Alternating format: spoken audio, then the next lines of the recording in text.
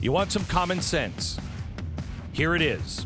And I want to quote directly from a transcript. You'll understand why I'm saying that in a second.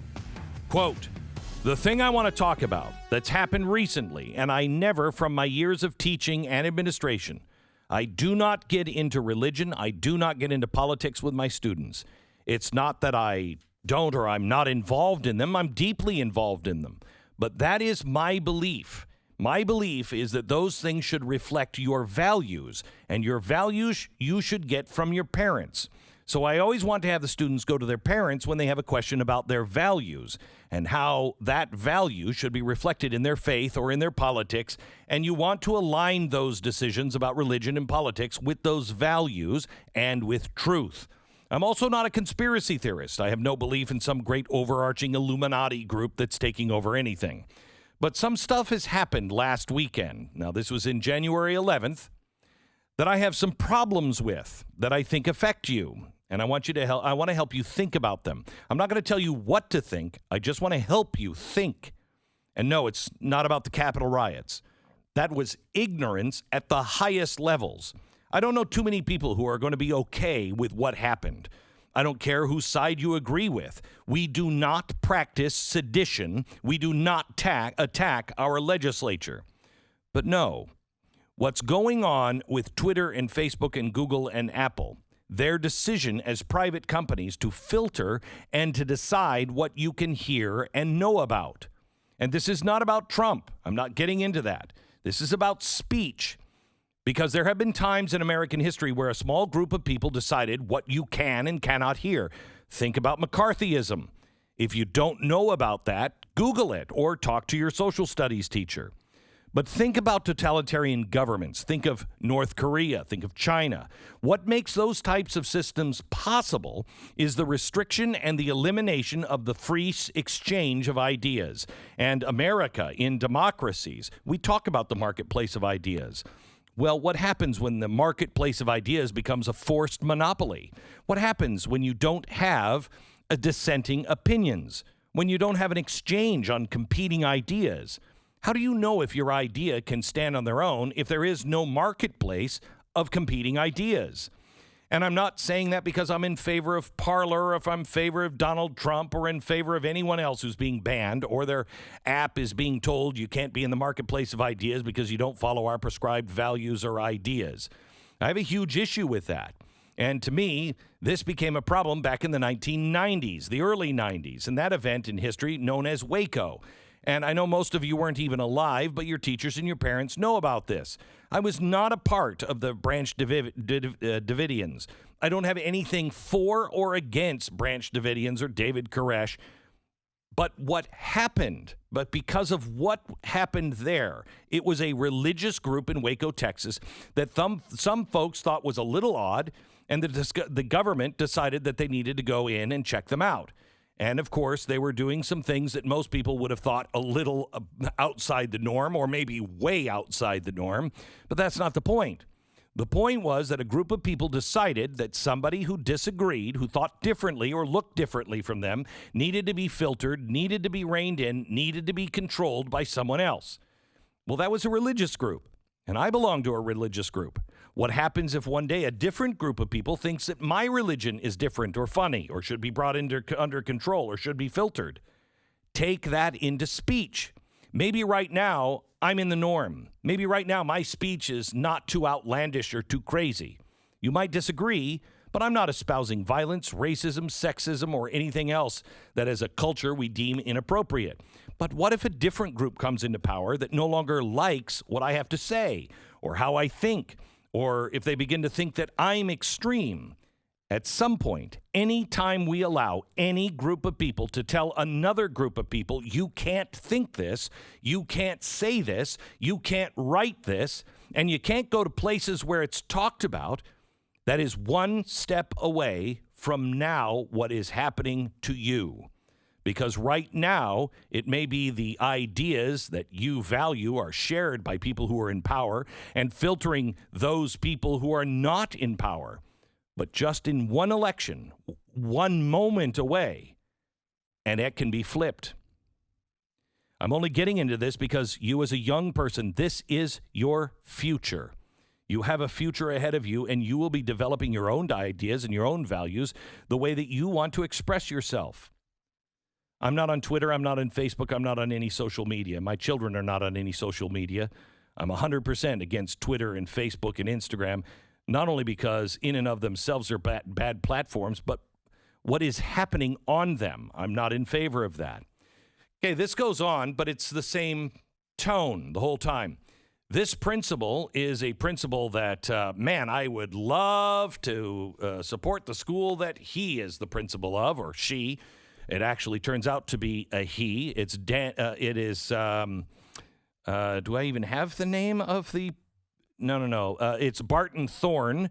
He was the principal of Cordova High School, and he's being represented by Daniel Sir. He is the senior attorney, the Liberty Justice Center, because this principal was suspended for that speech. He's now suing. Welcome to the program, Daniel Sir. Good morning, Glenn. Great to be with you. Great to have you. Tell me what happened in this school in Tennessee. Yeah, Glenn, this is one of the most blatant examples of cancel culture we have seen in our country to date.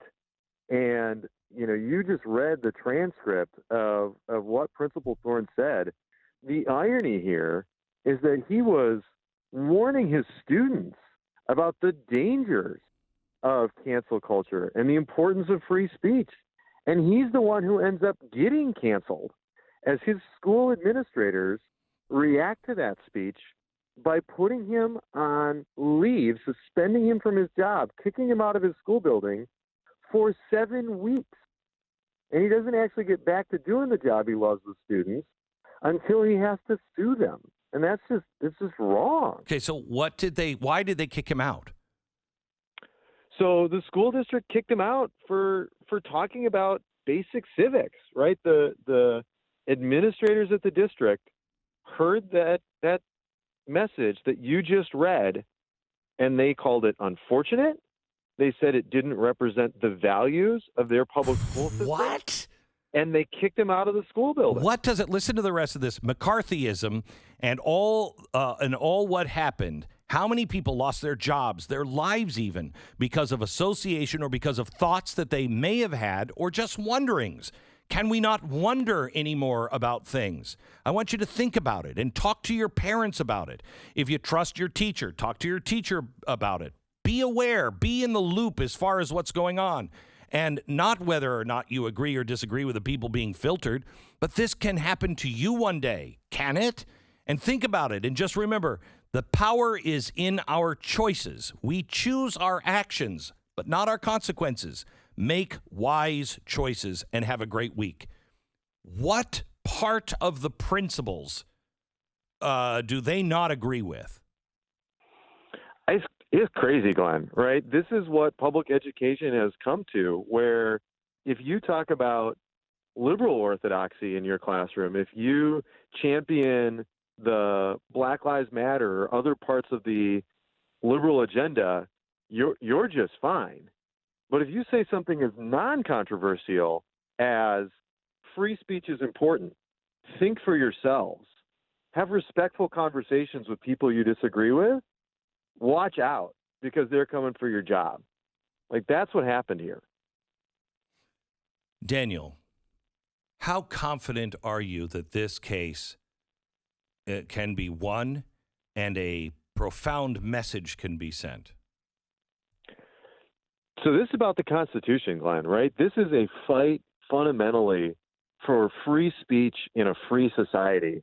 And I feel great when I got the Constitution on my side as a lawyer. And I feel great when I've got a client like Barton Thorne, who is a great principal, who is a good man, who's the kind of person every parent wants teaching their students these important life lessons.